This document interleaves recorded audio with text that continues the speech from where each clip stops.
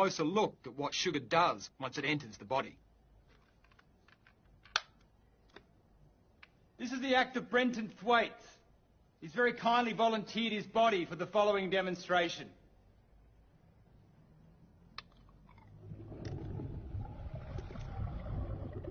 After sugar enters the body, it splits into two parts, fructose and glucose, both of which make their way to the liver.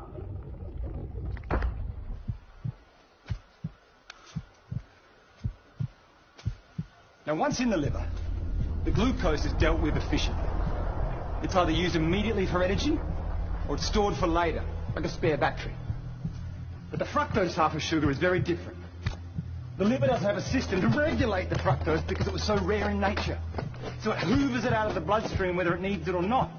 And if all our spare batteries are full, then it rapidly turns it into fat.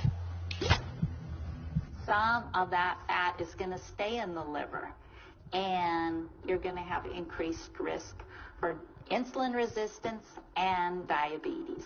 What also happens is that this fat in the liver is then sent out into the bloodstream as triglycerides, which can lead to excess weight, plus blocked arteries and heart disease.